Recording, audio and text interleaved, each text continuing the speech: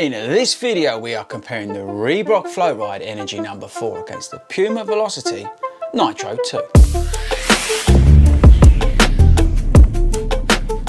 Welcome everybody to 40 Runs. Now this could be an absolute belter, this video, because we've got two of probably the best daily trainers for early 2022. We've got the Puma Velocity 2 against the Floatride number 4. Both exceptional value, both offer, I would say, a really good alternative to your usual brands, your Nikes of this world, your Brooks in particular. But which one is best? Well, hopefully in this video I'm going to help you out. So let's get stuck in. Okay people, right, so value here. We've got some really incredible value. £75 on the Reebok site, and if you've got a code you can get them for less than that. £100 on the Puma website. If you've got a code you can get them for less than that. So we are talking sub £100 here in the UK. Let's do some stats and features first. Let's do weights first actually.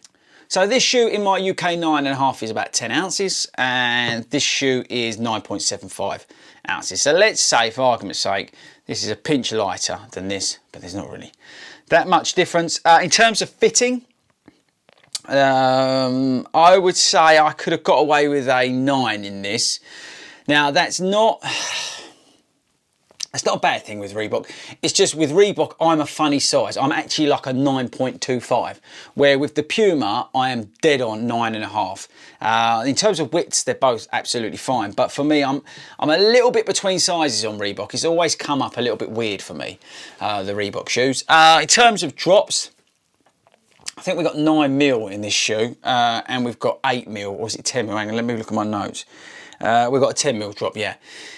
In the Puma, outsoles, we've got a carbon thingy rubber on this shoe, and we've got Puma grip on this shoe. So both outsoles on these shoes are awesome and will last for ages. We've got new uppers on both of the shoes. Oh, just dropped it. On this shoe, we've got an improved mesh upper with some structure around the shoe on the medial side, lateral side. They've also improved a little bit of the lacing. The tongue is gusseted from here down, and the overall fit is really nice across the midfoot. It's maintained most of the padding and comfort around the heel, and you've got a nice little pull tab on the back. With the Puma, which I just dropped, you've got a new mesh upper which is warmer than the previous version. I've seen some complaints about the upper in the shoe. I've had no problems with it in terms of the heat, but obviously over here in the UK it's still not yet summer, so we'll have to wait and see how that goes on, or gets on even. We've got some padding in the heel, which is nice, both very comfortable. This is gusseted as well from about, oh, where is it? From about here down. Lacing's very similar to other models, and then we get onto the midsoles.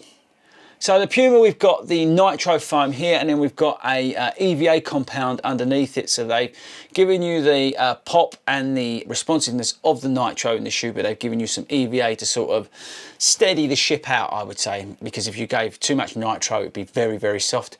So the EVA adds a nice balance and gives you a real, I would say, springy feeling from heel to toe as you go through it.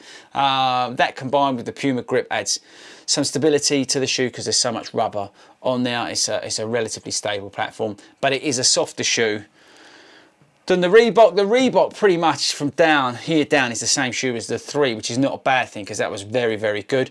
It's definitely a slightly firmer feeling shoe, but the Puma is particularly soft. But the ride is, yeah, it's a little bit more. It's a little bit more towards a React foam, I would say, feeling than the Puma, which is a softer ride, but that's not a bad thing. And again, heel to toe transition is fantastic in the shoe. It just does everything that you'd want from a daily trainer.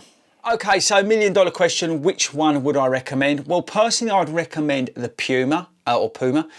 And there's one simple reason for that. This for me is a little bit limited. This is not something I would take particularly long in terms of mileage for those longer runs. I don't think there's enough here to protect me for those longer miles when I'm running a little bit easy, when I'm going to get when I'm getting a little bit tired. If I could speak, it'd be awesome. But yeah, I just for the in terms of the daily trainer, I like a daily trainer that can literally do everything.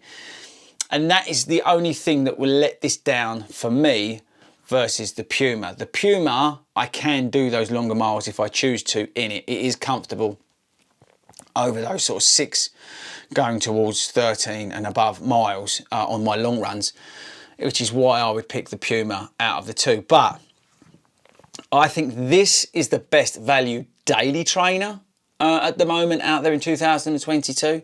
If you're just looking for a daily shoe, a running shoe that will do most things, you're not particularly high in your mileage, you just want a shoe that you can go out and run in, then this is a good shout.